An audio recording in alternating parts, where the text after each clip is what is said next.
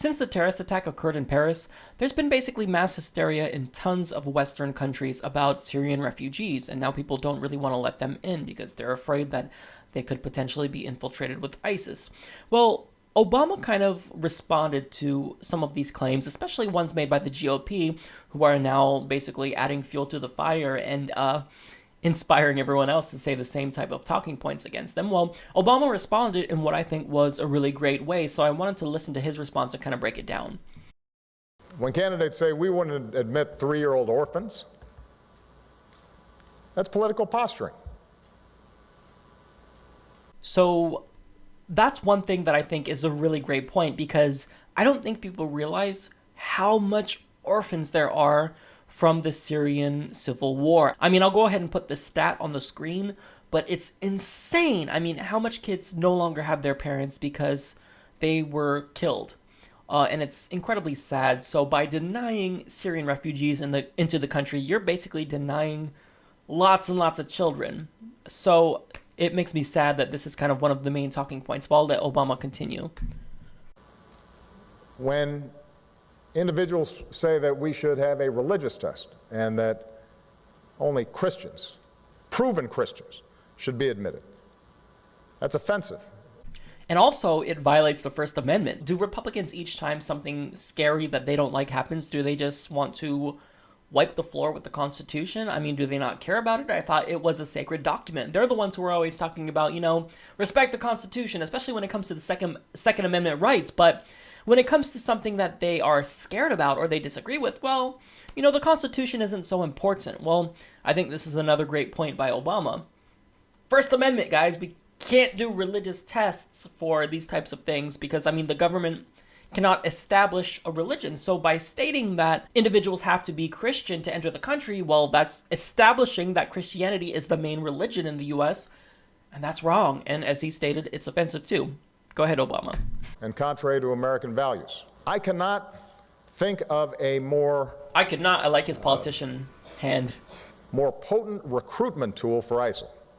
That's one thing that they're all missing. When ISIS does these terrorist attacks, they like when Islamophobia rises because what they then do is show these Facebook posts that you guys make, or they show the GOP hysteria to individuals who they could potentially recruit. And if you don't know right now, they are recruiting children in Afghanistan. And one of the tools that they use is Islamophobia. They say, look, these people from the West, they don't like you. They hate you. They want to kill you. They want to wage a war against Islam and kill you. Not just ISIS and them, but they want to kill all Muslims. But that's not the case. That's not what America represents. So I think that this is a really potent point that a lot of individuals are missing. Than some of the rhetoric that's been coming out of here during the course of this debate. ISIL seeks to exploit the idea that there is a war between Islam and the West. He just copied me. You hear that? And when you start seeing individuals in positions of responsibility suggesting that Christians are more worthy of protection than Muslims are in a war-torn land, that feeds the ISIL narrative. Yep. It's counterproductive. Yep. And it needs to stop. Mm-hmm. And I would add, by the way, these are the same folks oftentimes who suggest that they're so tough that just talking to Putin or staring down ISIL or using some additional rhetoric somehow is going to solve the problems out there. So that was really great because these Republicans, they do like to pretend like they're tough. I mean, you hear about Carly Fiorina talking about, doing military exercises on the border of Russia in Baltic states, and they're so tough, they're so strong. But when it comes to Syrian refugees, particularly children, that's who they're really afraid of because they don't want to let them into the country. Well, how about you guys do what Obama is doing? Grow a pair, be reasonable, stop stoking the fires of hate, stop demagoguing, and actually, for once, be a human. Stop trying to be a politician.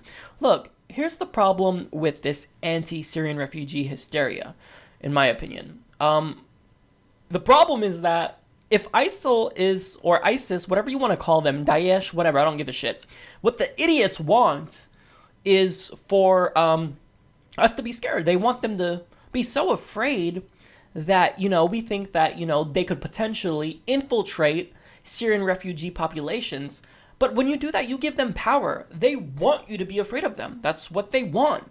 This is a small group of people of what, like 30, 40,000 individuals. I don't know what the correct number is, but this is a very small group of people who has made tons of very strong countries, even America, who we have the largest, toughest military in the history of the world. Well, some of our Republican leaders here are completely just terrified of this group of people. Imagine the power that gives them. Imagine the confidence boost. Imagine the ego that gives to ISIS. Come on, man. Look, here's the deal. We have an extensive vetting process. It takes 2 years. I just did the Obama thing, by the way. Thanks, Obama. But look, back on point. We have an extensive vetting process here. It takes up to 1 year and 6 months to 2 years. And it is very comprehensive. So to say that, we're not doing a good enough job, that's BS. So I think that we all need to really be humanists here and think about what's best for humanity. And what's best is allowing these people from a very war-torn country to come here and seek refuge in our country. And look, as someone who is an atheist, I shouldn't be having to defend religious liberty in this country, but I'm having to do that a lot lately. I disagree with Christians. I disagree with Muslims. I don't like religion.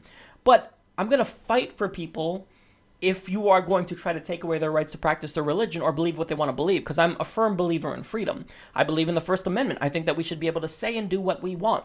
And so if people are going to start trying to take away religious rights, well then I'm going to have to be on the defensive and come to their defense, because I don't want anybody to take away my right to not believe in anything. So we got to be rational about this, guys. Stop with the demagoguery. Stop with the fear-mongering. Let's do what's right.